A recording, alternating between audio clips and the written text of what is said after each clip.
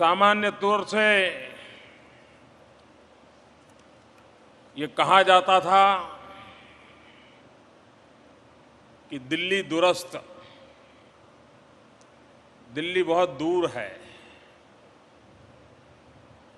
और होता भी ऐसा ही था। इतना बड़ा विशाल देश, लेकिन हर छोटे मोटे काम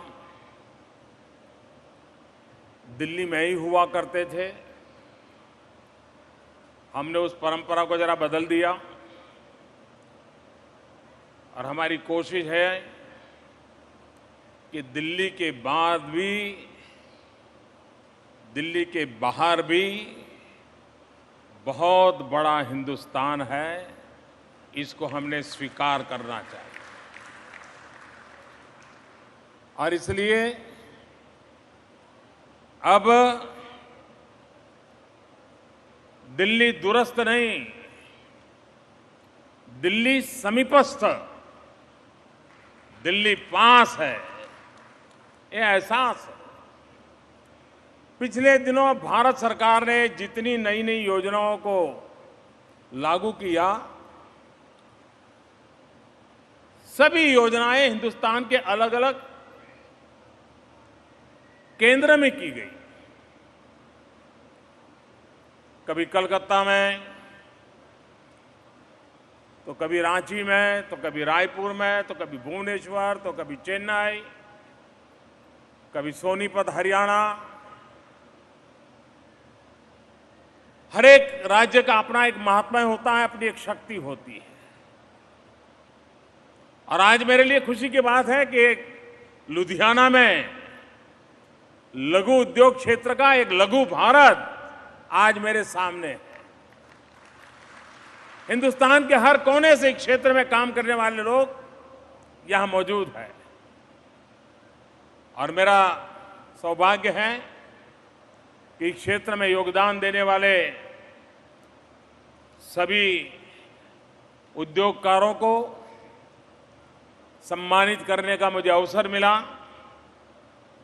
वैसे आज जिनको सम्मान होना है, ये संख्या करीब करीब 250 की है, क्योंकि कई वर्षों से ये पुरानी सरकारों ने भी काफी काम मेरे लिए बाकी रखे हुए हैं।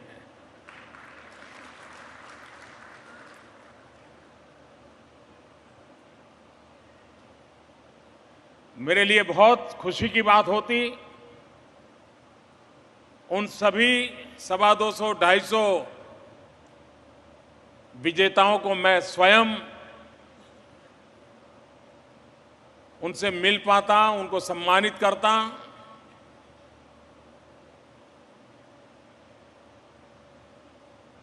उनको मिलने मात्र से उनकी थोड़ी ऊर्जा का लाभ मुझे भी मिल जाता, जो देश के काम आता। लेकिन समय की सीमाएं रहती हैं, और अगर ये 250 लोगों को देने का सिलसिला चलता तो यहां आधे लोग चले जाते।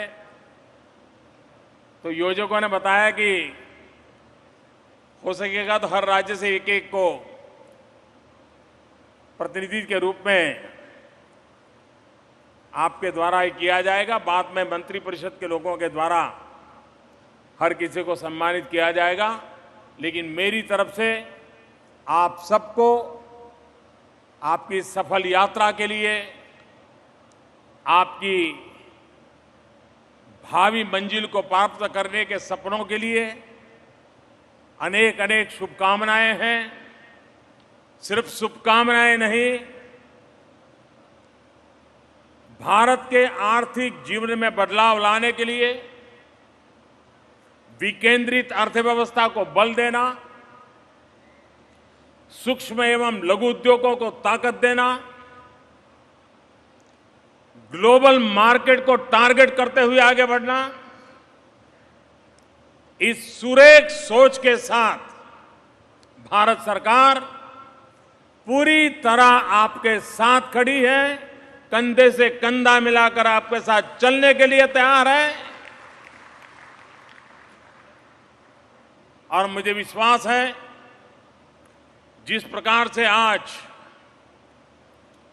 विश्व की तेज गति से आगे बढ़ने वाली जो अर्थव्यवस्थाएं हैं, आज बड़ी इकोनॉमी जिसको कहते हैं, उसमें हिंदुस्तान सबसे तेज गति से आगे बढ़ने वाली इकोनॉमी है।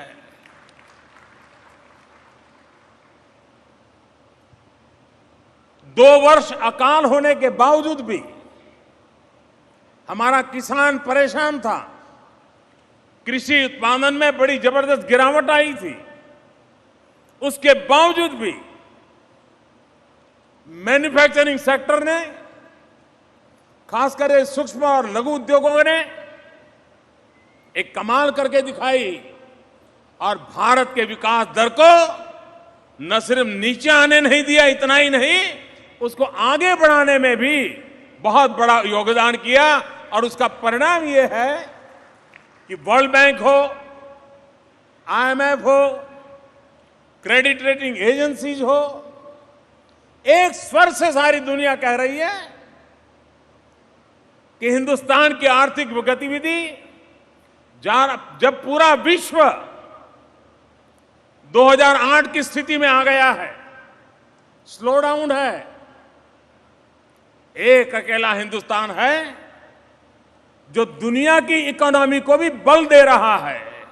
और उसके पीछे मैन्युफैक्चरिंग सेक्टर, सर्विस सेक्टर, इसका भी बहुत बड़ा योगदान है। आज यहां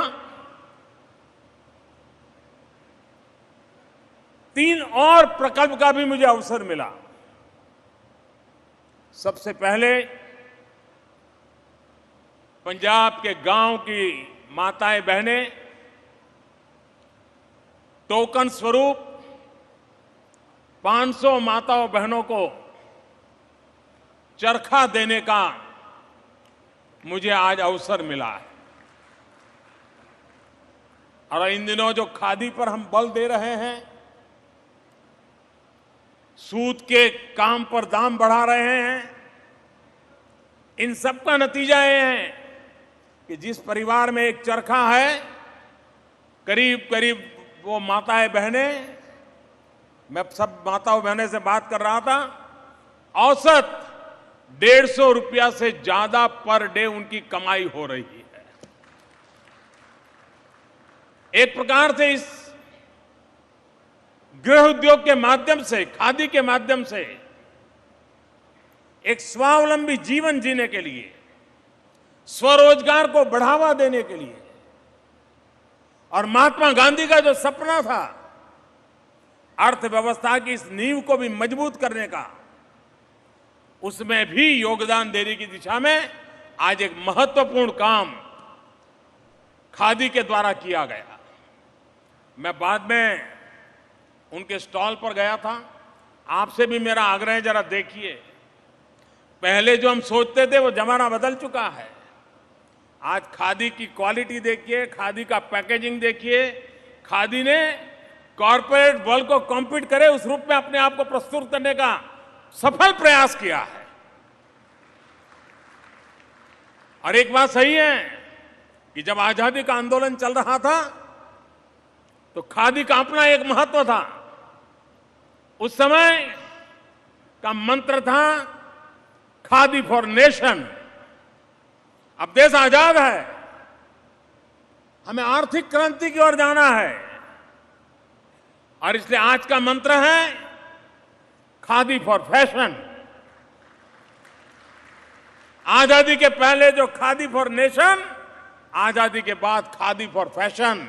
अगर इसको हम बढ़ावा देते हैं तो वो भी गांव, गरीब, सामान्य व्यक्ति के आर्थिक जीवन में बदलाव लाने की एक ताकत रखता है। और मैं लोगों से हमेशा आग्रह करता हूं कि जरूरी नहीं है कि आप खादीधारी बने, नीचे से ऊपर तक हर चीज खादी की होता, मेरा आग्रह नहीं है। लेकिन आपके घर में 50 प्रकार के फैब्रिक होते हैं, तो कुछ खादी के भी तो फैब्रिक की आइटम होनी चाहिए। अगर हिंदुस्तान के हर परिवार में कुछ न कुछ खादी का होगा, और दिवाली के समय अगर हम कुछ न कुछ खादी खरीदते हैं, तो गरीब के घर में दिवाली का दिया जलता है। इससे बड़ा जीवन का संतोष क्या हो सकता है। तो आज मुझे उन सभी परिवारों की माताओं बहनों के आशीर्वाद पाने का अवसर मिला। आज एक और महत्वपूर्ण काम ये पंजाब की धरती से हो रहा है, और जब मैं पंजाब की धरती से कह रहा हूं तब उसका अपना एक महत्व भी है। इस समय हम जब गुरु गोविंद सिंह जी के 350वीं जयंती मना रहे हैं, और जब मैं पंजाब की धरती पर आज आया हूं तब गुरु गोविंद सिंह जी का पुण्य स्मरण करते हुए उन्होंने एक बात जो कही थी उसका उल्लेख करना चाहता हूं। गुरु गोविंद सिंह जी ने कहा था, मानस की जात सबई एक पहचान वो। मनुष्य की एक ही जात है, उसमें न ऊंच होता है न नीच होता है, न स्पृश्य होता है न स्पृश्य होता है। गुरु गोविंद सिंह जी ने उस कालखंड में जात पात छूत अछूत इसके खिलाफ आवाज उठाई थी। लेकिन हम जानते हैं कि समाज में हमारी विकृतियां आज भी हमारे दलित भाइयों के साथ कभी कभी ऐसी घटनाएं सुनने को मिलती है, माथा शर्म से झुक जाता है। आजादी के 70 साल के बाद अब हम ज्यादा इंतजार नहीं कर सकते। हमने हमारी दिशा की धार और तेज करनी पड़ेगी। हमारे कार्य के व्याप को बदलना पड़ेगा, विस्तृत करना पड़ेगा। आदिवासी हो, दलित हो, जितने एस्पिरेशन हिंदुस्तान के अन्य नौजवानों में हैं, उससे भी बढ़कर एस्पिरेशन आज मेरे दलित भाइयों बहनों और मेरे आदिवासी भाइयों बहनों के अंदर है। अगर उनको अवसर मिले तो भारत का भाग्य बदलने में वे भी हमसे पीछे रहने वालों में से नहीं है, वो और ज्यादा योगदान कर सकते हैं। हमारे देश में हमारे मिलिंद जी दलित समाज से हैं, स्वयं उद्योगकार हैं। उन्होंने पूरे देश में एक संगठन खड़ा किया है दलित समाज के एंटरप्रेन्योर्स का, दलित चैंबर ऑफ कॉमर्स उन्होंने शुरू किया है। मुझे एक बार उनके समारोह में जाने का अवसर मिला। हिंदुस्तान के टॉप मोस्ट एंटरप्रेन्योर जो 500 करोड़ से ज्यादा कारोबार करते हैं, 1000 से ज्यादा बड़ी संख्या में उसके कार्यक्रम में मुझे जाने का अवसर मिला। वहां मुझे कुछ माताएं बहनें मिली जो दलित परिवार से थी, एंटरप्रेन्योर थी। उन्होंने कहा, हमारी महिलाओं का संगठन में भी 300 से ज्यादा दलित एंटरप्रेन्योर महिलाओं का भी एक संगठन खड़ा हुआ है और वो 100 करोड़ से ज्यादा कारोबार करती है। जब मैं उनसे मिला तब मेरे मन में आया था कि इसको हमें एक और ताकत देनी चाहिए, और ये जो शेड्यूल कास्ट, शेड्यूल ट्राइब, इस पे जो एंटरप्रेन्योरशिप है उसको बढ़ावा देना चाहिए। और इसीलिए आज यहां पर जो हमने पिछले बजट में घोषित किया था, वो शेड्यूल कास्ट, शेड्यूल ट्राइब के एंटरप्रेन्योर के लिए एक हब के निर्माण का आज लुधियाना की धरती पर पूरे देश के लिए इस योजना का मैं शुभारंभ कर रहा हूं। इससे जो दलित मेरे भाई बहन हैं, जो आदिवासी मेरे भाई बहन हैं, जो नौकरी पाने के लिए कतार में खड़ा रहना नहीं चाहते, वे ऐसी जिंदगी बनाना चाहते हैं खुद भी किसी को नौकरी देने की ताकत पैदा करे। ये जिनका मिजाज है, सपना है, उनके लिए मैं कुछ काम करना चाहता हूं।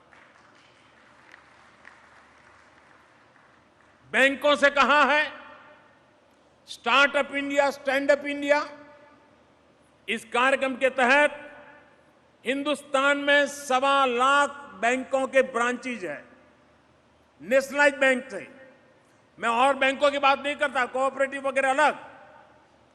हर बैंक की ब्रांच एक महिला को, एक शेड्यूल्ड कास्ट को, एक शेड्यूल्ड ट्राइब को 1 करोड़ रुपए तक की बैंक में से राशि दें और उनको एंटरप्रेन्योर बनाने के लिए मदद करें। देखते ही देखते 1.25 लाख ब्रांच 3.25 लाख ऐसे नए उद्योगकारों को जन्म दे सकती है। कितना बड़ी क्रांतिकारी कदम उठाया जा सकता है। हमारे दलित भाई बहन जो मैन्युफैक्चरिंग करेंगे, भारत सरकार जिन चीजों को प्रोक्योर करती है, हमने राज्य सरकारों को भी अनुरोध किया है कि जो हमारे दलित और आदिवासी एंटरप्रेन्योर है, वे जो मैन्युफैक्चरिंग करेंगे 4% उनके यहां से लिया जाए, ताकि उनको स्वाभाविक एक मार्केट मिले और उनका हौसला बुलंद हो। समाज के उन वर्गों को आर्थिक गतिविधि के केंद्र में लाना है, ताकि देश को एक नई आर्थिक ऊंचाइयों पर ले जाने के लिए नई नई शक्तियों का स्रोत हमें मिलता रहे। उस दिशा में काम करने का एक प्रयास इसके साथ चला है। आज यहां एक और प्रकल्प का भी प्रारंभ हुआ है। ZED,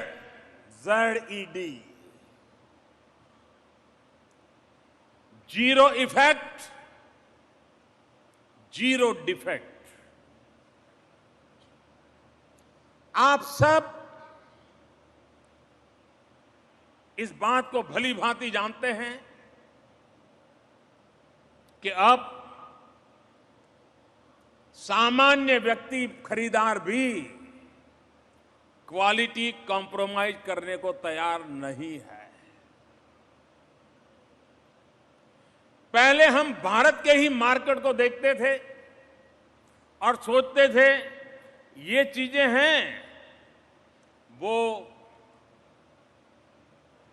शहरी इलाकों में जरा पढ़े लिखे लोगों के बीच में बिक जाएगी, ये थोड़ी जरा फिनिशिंग ठीक नहीं है, ऐसा करेंगे उसको टायर 2, टायर 3 गांव शहरों में बेचेंगे, और ये जरा और मामूली दिखती है उसको जरा गांव में जाएंगे तो बिक जाएगी। ज्यादातर हम लोगों की सोच भारत के ही मार्केट को ध्यान में रख करके, और आखिर के इतना बड़ा देश है तो कोई प्रोडक्ट पड़ी तो रहती नहीं है। कोई गारमेंट बनाएगा टॉप क्वालिटी का होगा तो बड़े शहर में जाएगा, और थोड़ी हल्की क्वालिटी का बन गया तो चलो भाई गांव के बाजार में रख देंगे, चला जाएगा। अब वो वक्त नहीं है, सोच बदल रही है। लेकिन उससे बड़ी बात है, क्या हिंदुस्तान का लघु उद्योगकार, क्या हिंदुस्तान का सूक्ष्म उद्योगकार ये सिर्फ भारत के मार्केट को ध्यान में रखते ही अपना कारोबार चलाएगा क्या? अगर देश की उत्तम सेवा करनी है तो हम सबका लक्ष्य रहना चाहिए कि हम क्वालिटी कंट्रोल में ग्लोबल स्टैंडर्ड को अपनाएंगे और दुनिया के मार्केट में हम अपना पैर जमाने के लिए भारत की पहचान बनाने के लिए प्रयास करेंगे। दूसरे विश्व युद्ध के बाद जापान तबाह हो गया था। कोई कल्पना नहीं कर सकता था जापान खड़ा हो जाएगा, लेकिन उनके छोटे छोटे लघु उद्योगों ने क्वालिटी में कॉम्प्रोमाइज किया बिना मैन्युफैक्चरिंग सेक्टर में कदम उठाए। और हम लोगों को मालूम है, हम बाजार में कभी आज से 15-20 साल पहले कोई चीज खरीदने जाते थे और अगर उस पर लिखा है मेड इन जापान तो हम कभी पूछते नहीं थे किस कंपनी ने बनाया, दाम पूछते थे, लेकर के चल देते थे, क्योंकि भरोसा होता था कि एक क्वालिटी में कोई गड़बड़ नहीं होगा। क्या हिंदुस्तान की पहचान नहीं बन सकती? दुनिया के किसी भी बाजार में जैसे ही वो पढ़े मेक इन इंडिया, वो आंख बंद करके सोचेगा ये योग्य होगा, अच्छा होगा, किफायत भाव से बना होगा और वो लेने को तैयार हो जाए। ये ड्रीम लेकर के हमें चलना है और इस ड्रीम को पूरा करना है तो जीरो डिफेक्ट, ये उसकी पहली शर्त होती है। और कभी छोटी सी भी कमी कितना बड़ा नुकसान कर सकती है। अगर एक नाविक नाव लेकर के जाना है उसको दरिया में, समुद्र में, तो अपनी नाव को बराबर देखता है। छोटा सा भी छेद कहीं है नहीं ना, वो पक्का देखता है।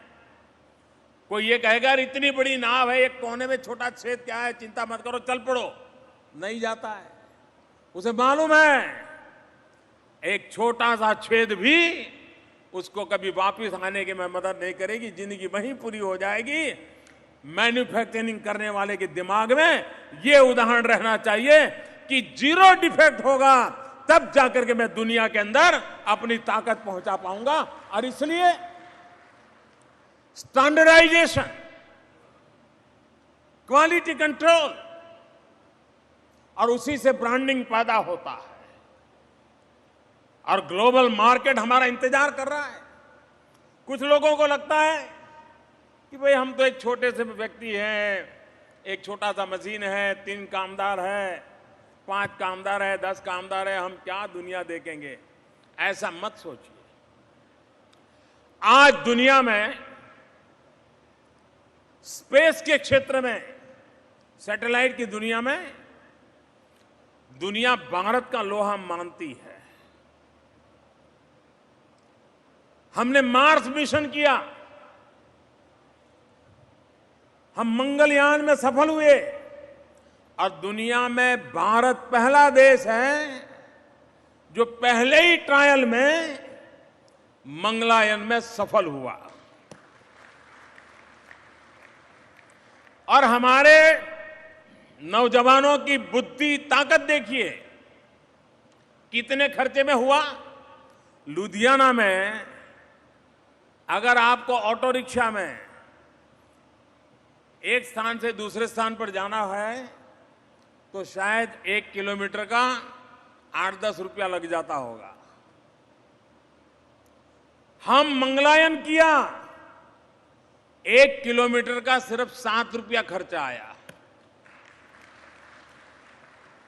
इतना ही नहीं, अमेरिका में हॉलीवुड की जो फिल्म बनती है, हॉलीवुड की फिल्म का जो खर्चा होता है उससे भी कम खर्चे में भारत के वैज्ञानिकों ने, साइंटिस्टों ने, टेक्नीशियनों ने मार्स मिशन का खर्चे कम खर्चे में पूरा किया।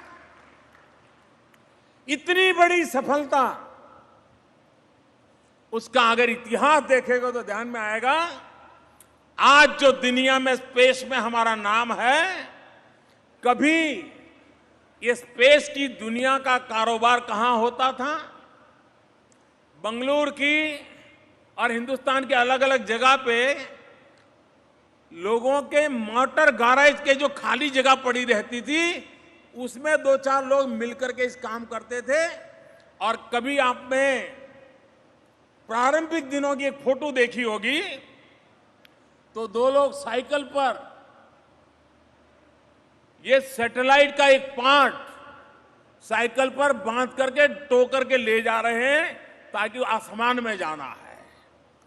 कोई कल्पना कर सकता है उस दिन जिसने देखा होगा कि साइकिल पे सैटेलाइट का पार्ट ले जाने वाला देश आज दुनिया के अंदर अपना लोहा बनवा लेता है। लघु उद्योगकारों के लिए ये उनके मन में सपना रहना चाहिए कि भले आज हमारा प्रोडक्ट छोटा होगा, मामूली लगता होगा, लेकिन इसके अंदर एक बहुत बड़ी ऊंचाई पर पहुंचने का इनबिल्ट ताकत पड़ी हुई है। ये इसका एहसास करके अगर हम काम करते हैं तो हम उस ऊंचाइयों को पार कर सकते हैं और उन सपनों को लेकर के चलना चाहिए। जमाना बदल चुका है। जितना महत्व प्रोडक्ट का है कभी कभी लगता है उसे ज्यादा महत्व पैकेजिंग का हो गया है। कभी कभी हमारा माल बहुत बढ़िया होता है, लेकिन पैकेजिंग में हमारी कंजूसी के कारण हम मर जाते हैं। जब पंडित नेहरू जी की सरकार थी तो आयुर्वेद को पुनर्जीवित करने के लिए एक कमीशन बैठा था, और उस कमीशन का काम था कि आयुर्वेद हमारी ट्रेडिशनल मेडिसिन है, वो खत्म होती जा रही है, फिर से उसको पुनर्जीवित कैसे किया जाए, उसको पॉपुलर कैसे किया जाए। तो एक हाथी कमीशन बैठा था, जयसुखलाल हाथी करके थे, उन्होंने उसका रिपोर्ट दिया था। वो रिपोर्ट बड़ा पढ़ने जैसा है। उस रिपोर्ट के पहले पेज पर बड़ी महत्वपूर्ण बात लिखी है। उन्होंने लिखा है कि आयुर्वेद को अगर बढ़ावा देना है तो सबसे पहले उसके पैकेजिंग पर ध्यान देना चाहिए। ये कागज की पुड़िया में जो आयुर्वेद देते हैं दुनिया में चलने वाला नहीं है, उसका पैकेजिंग बदलना चाहिए। आयुर्वेद अपने आप दवाइयां बिकने लगेगी। पहला सुझाव था उनका। और मैं 60s की बात कर रहा हूं। आज तो हम जानते हैं कि पैकेजिंग का कितना महत्व बड़ा है। हमने भी हमारी प्रोडक्ट के साथ पैकेजिंग को भी उतना ही महत्व देना होगा। और जैसा देश, अगर हम जो देश अंग्रेजी नहीं जानते हैं, अगर वहां हम हमारी प्रोडक्ट हमारे पैकेजिंग पर अंग्रेजी में लिख करके भेजेंगे तो कहां बिकने वाला है। आपको उसकी भाषा में पैकेजिंग बनवाना पड़ेगा। और इसलिए हर चीज में जीरो डिफेक्ट। इन दिनों इस जेड योजना के तहत एक बड़ी कंपटीशन की कल्पना है। ब्रॉन्ज से लेकर के प्लेटिनम तक 5 अलग अलग लेयर के इनाम दिए जाएंगे और बड़े हैंडसम प्राइज दिए जाएंगे। कोई सीधा प्लेटिनम नहीं पा सकेगा, पहले उसको नीचे के लेयर से 5 लेयर करते करते करते उसको आगे बढ़ना होगा और उसको विशेष मान्यता मिलेगी। उस मान्यता के तहत दुनिया के बाजार में उसकी एक साख बनेगी। हमारी कोशिश है और मेरा उद्योगकारों को निमंत्रण है कि zero defect zero effect movement में कम से कम 10 लाख उद्योग उस कंपटीशन में आए आगे। 50 पैरामीटर तय किए हैं।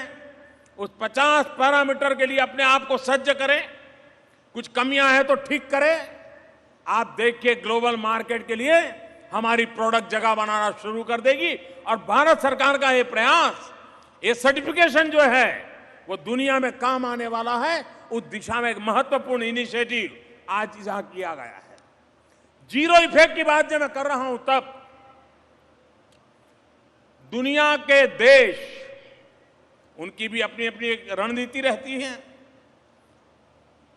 अगर आपका माल दुनिया के बाजार में पहुंच रहा है तो कभी एक आध आवाज उठ जाएगी किसी एनजीओ के द्वारा दुनिया में से कि भाई हिंदुस्तान से फलानी चीज आती है लेकिन वो तो एनवायरनमेंट को नुकसान करके के मैन्युफैक्चर होता है, तो हम उस चीज का बहिष्कार कर देंगे। इतनी आवाज किसी ने उठा दी, आपका माल उस देश में जाना बंद हो जाएगा।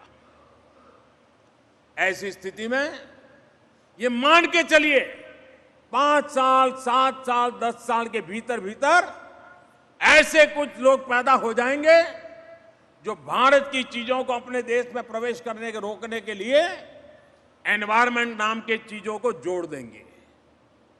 हम अभी से तैयारी करें कि हमारे मैन्युफैक्चरिंग से एनवायरमेंट को जीरो इफेक्ट होगा, जीरो नेगेटिव इफेक्ट होगा।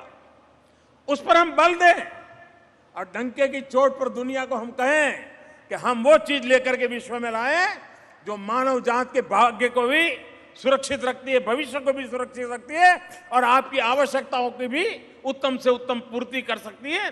ऐसे मैन्युफैक्चरिंग को हम बदलेंगे और इसलिए जीरो इफेक्ट जीरो डिफेक्ट इस मंत्र को हम आगे बढ़ाना चाहते हैं। भारत सरकार ने एक महत्वपूर्ण निर्णय और लिया है और मैं चाहता हूं कि आप लोग इसका फायदा उठाएं। पहले भारत सरकार इस प्रकार के जो सर्टिफिकेट देती थी, अवार्ड देती थी, तो आप अपनी चैम्बर में लटकाते थे, कोई आए तो उसको दिखाते थे। लेकिन अब हम इसकी प्रतिष्ठा को और अधिक व्यापक बनाना चाहते हैं। भारत सरकार विधिवत रूप से आपको इस बात की अनुमति देती है कि आपको ये जो अवार्ड मिले हैं, आपको जो उसका एक लोगो मिला है, वे अब आपकी फैक्ट्री में जो लेबरर्स हैं उनके यूनिफॉर्म पर लगा सकते हैं।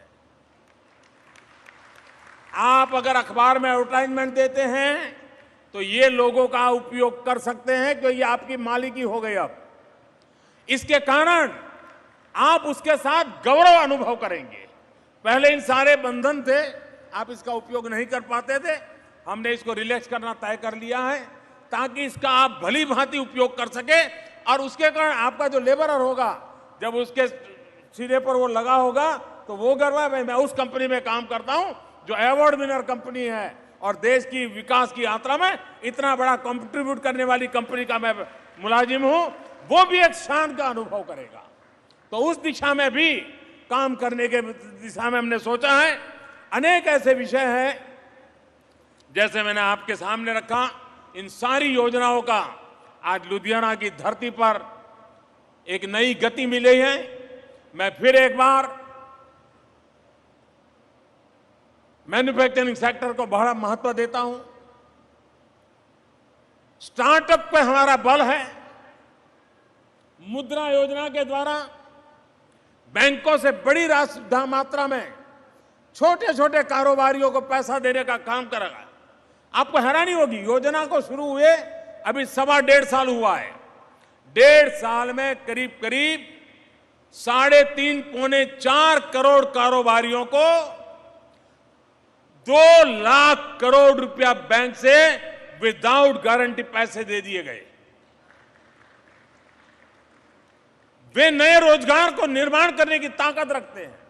और अच्छी बात यह है कि ये जो करीब पौने 4 करोड़ लोगों को 2 लाख करोड़ रुपया मिला है, उसमें ज्यादातर करीब करीब 70%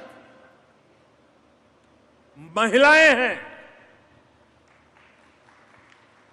दलित, पिछड़ी जाति के लोग हैं। वे कुछ करना चाहते हैं, मुद्रा योजना के द्वारा उनको यह अवसर दिया गया है। आज आपने देखा होगा कि उद्योगकारों के साथ साथ हमने बैंक को भी सम्मानित किया, क्योंकि हम बैंकों को भी कंपटीशन में लाना चाहते हैं कि सूक्ष्म और लघु उद्योग को कौन तेजी से पैसे देता है, कौन ज्यादा पैसा देता है, कौन ज्यादा मदद करता है। ऐसी बैंकों को भी हम प्रोत्साहित करना चाहते हैं ताकि बैंकों के बीच में भी लघु उद्योगकारों को पैसा देने के कंपटीशन पैदा हो, उनके अंदर एक स्पर्धा चले और ज्यादा से ज्यादा इन छोटे उद्योगकारों को आर्थिक कठिनाई ना आए, उसकी व्यवस्था खड़ी हो। तो ऐसे अनेक पहलू है। उन सभी पहलू को जोड़ करके भारत में छोटे छोटे उद्योगों का एक बड़ा जाल निर्माण हो। हमारी जो नई पीढ़ी है वे साहस करना चाहती है, इनोवेशन करना चाहती है। और ये बात सही है कि अब हम सोचे कि भाई मेरी एक प्रोडक्ट मेरे दादा के जमाने से चलती थी तो अब भी चल जाएगी, वो होने वाला नहीं है। हर पीढ़ी को इनोवेशन के साथ नई प्रोडक्ट लानी पड़ेगी। छोटा उद्योग होगा तो भी इनोवेशन करते ही रहना पड़ेगा। स्टार्टअप इनोवेशन को बल देता है, टैलेंट को अवसर देता है। स्टार्टअप में से लघु उद्योगों के लिए स्केल अप किया जाए, ऐसी अनेक नई चीजों के काम हो रहे हैं। इन दिनों जो स्वच्छता का अभियान चला है, स्वच्छता के अभियान में भी एक बहुत बड़ा आर्थिक कारोबार संभवित है। अगर हम स्वच्छता को आर्थिक दृष्टि से भी देखें तो वेस्ट में से वेल्थ क्रिएट करने के लिए बहुत सारी संभावनाएं हैं। हम ऐसे टूल्स बनाएं, ऐसे मशीन बनाएं। अब जैसे आपने यहां एक प्रदर्शनी देखी होगी, 5 लाख रुपए का एक छोटा सा मशीन बनाते हैं। 5 लाख रुपए में वो फलों का एसेंस मिला करके फ्रेग्रेंसी वाली चीजें मार्केट में ला सकते हैं। अब गरीब व्यक्ति भी और मंदिर वाले भी, मंदिर के बाहर एक मशीन लगा दिया तो मंदिर में जितने फूल चढ़ते हैं उसमें से बहुत बड़ी क्वालिटी का इत्र तैयार होकर के बाजार में बिका जा सकता है। कैसे ऐसे छोटे छोटे मशीन तैयार किए जाए, सहज रूप से काम आने वाले मशीन कैसे तैयार किए जाए।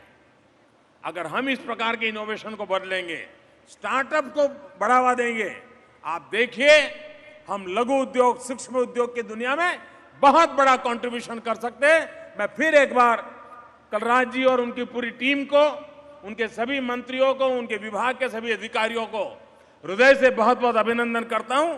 जिस तेज गति से गृह उद्योग से लेकर के लघु उद्योग तक सारा ये जो पूरा होलिस्टिक नेटवर्क है उसको बल देने का जो प्रयास हो रहा है, इसके लिए विभाग के सारे सभी अभिनंदन अधिकारी हैं।